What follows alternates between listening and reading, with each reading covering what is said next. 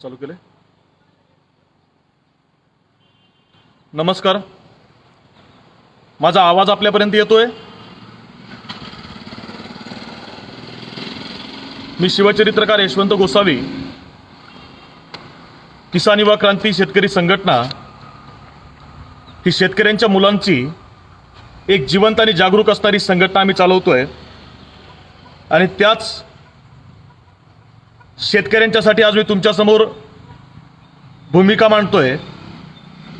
माझा आवाज जर आपल्यापर्यंत येत असेल तर कृपया रिप्लाय द्यावा.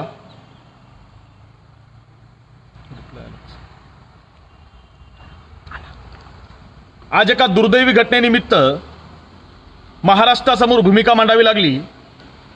ही महाराष्ट्रातल्या तमाम शेतकऱ्यांना आणि त्याचसोबत माझ्यावर विश्वास ठेवून माझ्यासोबत राज्यभरातून काम करणाऱ्या किसान युवा क्रांती संघटनेच्या सर्व माझ्या बांधवांकरता मी लाईव्ह आलोय. खरं तर अतिशय दुःखी अंतकरणाने आपल्यासमोर बोलावंसं आपली मी भूमिका आपल्यासमोर मांडतोय. काय झालंय काय नाही झालंय कदाचित राज्यामधल्या अनेक लोकांना माहीत नसेल. कारण आज एखाद्या सेलिब्रिटीची आत्महत्या झाली असती किंवा एखाद्या सेलिब्रिटी शॉक लागून मरण पावला असता तर त्याची चर्चा प्रत्येक टीव्ही वाहिनीवर रंगली असती, प्रत्येक पेपरवरती बातम्या आल्या असत्या, ऑनलाईन सगळं फेसबुक व्हॉट्सअप सोशल मीडिया सगळा भरून त्याच्या फोटोनी गाण्यांनी भरून गेला असता. पण या कृषी प्रधान देशामध्ये आज रोजी महाराष्ट्रातल्या जालना जिल्ह्यामधल्या भोकरदन तालुक्यामधल्या पळसखेड्यामध्ये 3 शेतकरी सख्या भावंडांचा दुर्दैवी विजेच्या धक्क्याने मृत्यू झाला. त्याची आज कुठंही चर्चा होत नाही. याचं सर्वात जास्त दुःख अंतकरणापासून आम्हाला आहे. काय झालं होतं, काय यावं लागलं, का शेतकऱ्यांना भूमिका मांडावी लागते?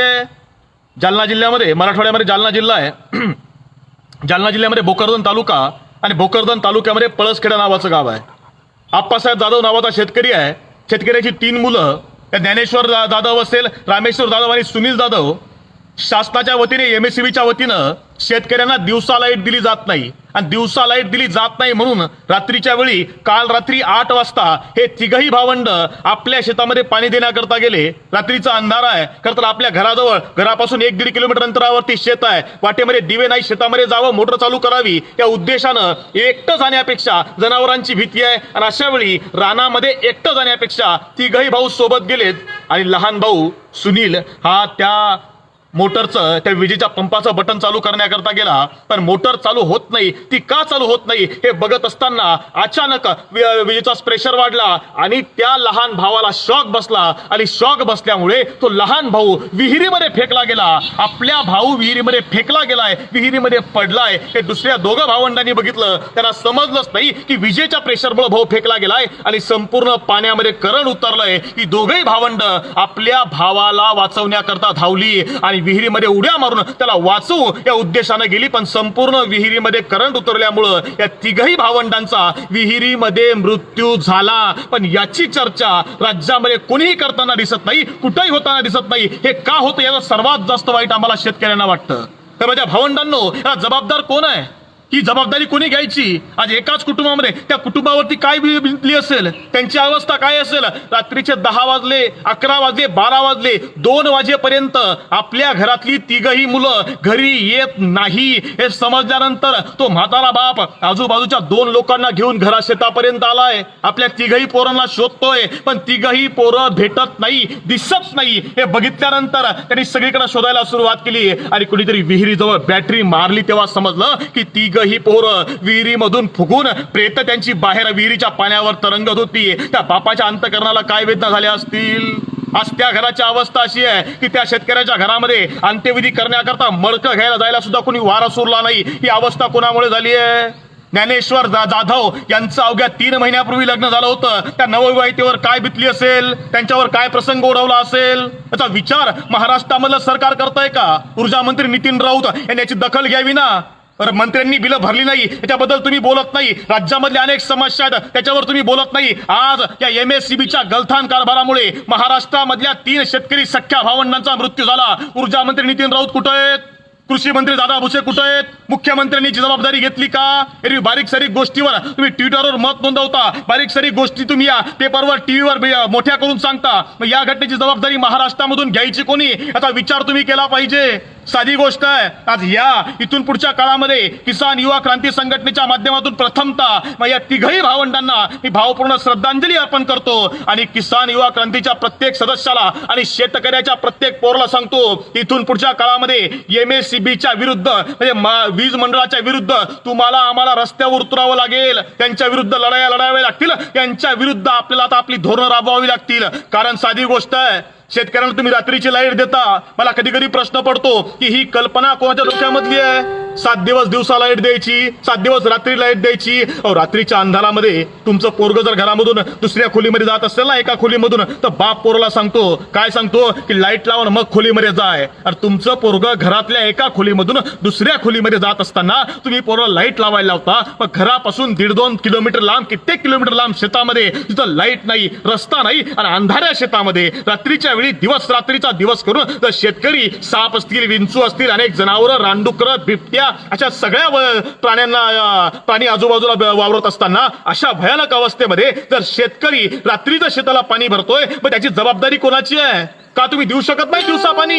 इथून पुढच्या काळामध्ये महाराष्ट्रातल्या शेतकऱ्यांना MSCBनं म्हणजे वीज महामंडळानं दिवसा लाईट दिली पाहिजे. याकरता किसान युवा क्रांती संघटनेच्या माध्यमातून काम केलं जाईल आणि त्यांना याकरता राजी व्हावंच लागेल. कारण आमचा प्रश्न तुम्हाला आहे, तुम्ही कारखान्यांना दिवसा लाईट देता. महाराष्ट्रातल्या प्रत्येक कारखान्याला 24 तास वीज पुरवठा केला जातो. दारूच्या फॅक्टरीजला वीज पुरवठा 24 तास केला जातो. सूतगिरण्यांना वीज पुरवठा 24 तास केला जातो. केवळ शेती हा असा एकमेव व्यवसाय ज्याला 24 तास वीज पुरवठा होत नाही. कधी 6 तास रात्री आहे, कधी 6 तास दिवसा आहे. ही कोणत्या पद्धतीचं शेड्यूल आहे?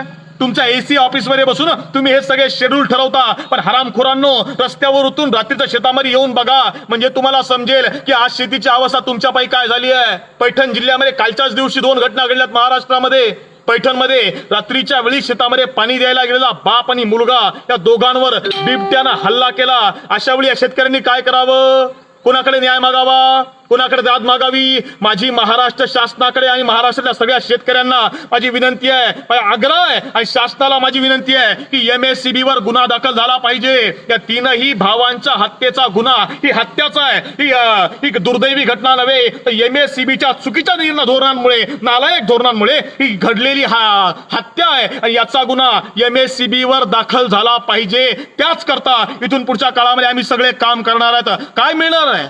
एखादा सरकारी कर्मचारी जर मरण पावला, त्याच्या बायकोला पेन्शन मिळते, त्याला सगळ्या राहिलेल्या सुट्ट्यांचा पैसा मिळतो, त्याला एकंदरीत त्याची विमा पॉलिसी असेल, त्याला मेडिक्लेम असेल, या सगळ्या सुविधा तुम्ही देता. पण लॉकडाऊनच्या काळामध्ये त्यानं तुमचा देश जिवंत ठेवला, त्या शेतकऱ्याला तुम्ही कोणती सुविधा दिली आहे? रात्रीच्या वेळी वीज देताना त्या शेतानं पिकवलेल्या शेताला भाव देतात का? तुम्ही रात्रीच्या वेळी वीज देता, पण शेतकऱ्याला मेडिक्लेम देतात का? विमा पॉलिसी देता का? मेडिक्लेम करून द्या ना शेतकऱ्याच्या कुटुंबाचा. आज त्या कुटुंबावरती काय अवस्था असेल ना, हे माझ्यासारखा एक माणूस अनुभवू शकतो. का अनुभवू शकतो? तर राज्यभरातली कित्येक आत्महत्याग्रस्त आणि गरीब शेतकरी कुटुंबातली मुलं आमच्याकडे आहेत. त्या मुलांची आजची अवस्था अशी आहे की घरामधला बाप निघून गेला ना, तर आईला लोकांच्या शेतात काम करावं लागतं. आणि कदाचित उद्या ती आई जरी निघून गेली तर त्या मुलांचं जगणं दुरापास्त होतं. राज्यभरामधली अशी अनेक मुलं मी जवळून बघितली. आणि हे सरकारच्या चुकीच्या धोरणामुळे होतं. तुम्ही इतके नालायक आणि इतके निर्लज्ज आहात की त्यानंतर या शेतकरी कुटुंबाकडे बघायला सुद्धा कोणती व्यवस्था जात नाही. तलाठी सांगतो पंचनामे करा, तहसीलदार म्हणतो पोस्टमार्टम करा. पंचनामे पोस्टमार्टम झालं की 8 दिवसानंतर तुमचा कोणी अधिकारी त्या शेतकऱ्याच्या दारापर्यंत येत नाही. मी अनुभवली वस्तुस्थिती आहे. त्यामुळे इथून पुढच्या काळामध्ये राज्यभरामधल्या माझ्या शेतकऱ्यांनो, तुम्हाला याकरता उभा राहावं लागेल. तुम्हाला याकरता सोबत येऊन आवाज उठवावा लागेल. आज माझ्यासारखी शेतकऱ्याची पोरं तुमच्या सोबत आहेतच, पण जोपर्यंत तुम्ही पुढे येत नाही आणि या व्यवस्थेला जाब विचारत नाही, तोपर्यंत या घटना महाराष्ट्रामध्ये सातत्यानं घडतच राहतील. आज आप्पासाहेब जाधवांच्या कुटुंबावरती हा भीषण आघात ओढवलाय, उद्या कदाचित तुमच्या कुटुंबावर ओढवू शकतो. आणि त्याकरता जर तुम्हाला हे घडू द्यायचं नसेल तर माझ्या भावंडांनो, माझी तुम्हाला विनंती आहे की MSCBच्या विरुद्ध म्हणजे वीज महामंडळाच्या विरुद्ध आवाज उठवण्याची, आंदोलन पुकारण्याची आणि यांच्या धोरणांविरुद्ध, चुकीच्या धोरणांविरुद्ध उभा राहायची वेळ आज, योग्य वेळ आज येऊन ठेपली आहे. तर मी राज्यभरामध्ये दौरा करत असताना लक्षात आलेली गोष्ट एक ही सुद्धा आहे, एखाद्याच्या शेतामध्ये ट्रान्सफॉर्मर जळाला तर काय अवस्था आहे? MSCBच्या सगळ्या नियमांचा अभ्यास संघटनेच्या माध्यमातून आम्ही करतोय. एखाद्या शेतामध्ये ट्रान्सफॉर्मर जळाला तर एक महिना ट्रान्सफॉर्मर मिळत नाही, पीक जळून जातं आणि त्यानंतर सुद्धा शेतकऱ्यांना त्यांच्या पैशाने तो ट्रान्सफॉर्मर आणावा लागतो. ही महाराष्ट्र वीज मंडळाची अवस्था आहे. हरामखोरांनो, बिलं मागायला आमच्याकडे येतात. महाराष्ट्रामधले अनेक कित्येक कारखाने असे आहेत, महाराष्ट्रामधल्या 70% कारखान्यांनी वीज बिलं भरलेली नाहीत. करोडोंची वीज बिलं थकवलेली आहेत. महाराष्ट्रामधल्या मंत्र्यांनी वीज बिलं भरलेली नाहीत. काल सगळ्या चॅनलवरती नावं दाखवली. 70% मंत्र्यांनी वीज बिलं भरलेली नाहीत. महाराष्ट्रामधल्या 70% नगरपालिका, महानगरपालिका यांच्याकडे वीज मंडळाची करोडो रुपयाची थकबाकी आहे. या सगळ्या हरामखोरांकडे थकबाकी असताना तुम्ही केवळ शेतकऱ्याकडेच वीज बिल भरायचा आग्रह का धरता?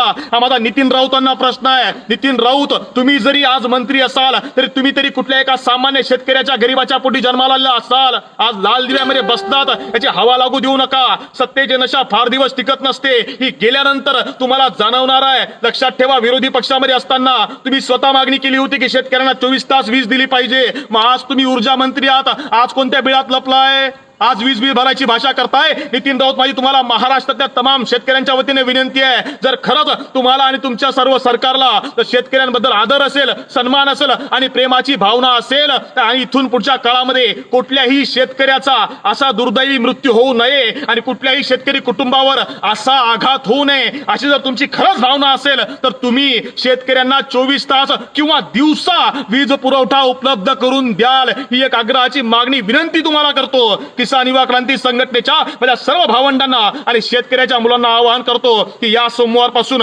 महाराष्ट्र विद्युत मंडळाविरुद्ध आणि विद्युत मंडळाकरता आपण काम करणार आहोत. शेतकऱ्यांना दिवसा वीज मिळावी ही आपली सगळ्यात महत्वाची मागणी आहे आणि या मागणी करता साम दाम दंड भेद असो, पहिल्यांदा कायदेशीर मार्गाने निवेदन देऊन आणि त्यानंतर न ऐकल्यास जे करता येईल त्या मार्गाने आपण यांना राजी करणार आहोत. आणि याच करता मी तुमच्या समोर आलो होतो. माझी या तिघही भावंडांना मी पुन्हा एकदा भावपूर्ण श्रद्धांजली अर्पण करतो आणि महाराष्ट्रामधल्या तमाम बुद्धिजीवी वर्गाला, सुशिक्षित वर्गाला आणि सेलिब्रिटी वर्गाला आवाहन करतो की जर तुमच्यामधला एखादा जण आज मेला असता किंवा एखादा सेलिब्रिटी मेला असता, एखाद्या मोठ्या कुटुंबामधली 3 जण एकाच वेळी दगावली असती तर कदाचित अख्ख्या देशावर, राज्यावर शोककळा पसरली असती. पण जगाचा पोशिंदा असणाऱ्या, त्यांनी पिकवलेला कापसापासून तुम्ही अंगावर कपडे घालता, त्यांनी पिकवलेल्या भाजीपासून तुम्ही खाता, त्या कुटुंबामधले आज 3 जण एकाच वेळी दगावले तर त्याचं तुम्हाला कुठेही सूर्य सुतक नाही, तुम्हाला कुठेही वाईट वाटत नाही. याचं कारण आम्हाला माहिती आहे, तुमची कातडी ही गेंड्याची झाली आहे. पण इथून पुढच्या काळामध्ये तुमच्यामध्ये बदल घडावा आणि शेतकरी सुद्धा माणूस आहे याची तुम्हाला जाणीव व्हावी, ही सदिच्छा मी नियतीकडे व्यक्त करतो आणि थांबतो. जय जवान, जय किसान.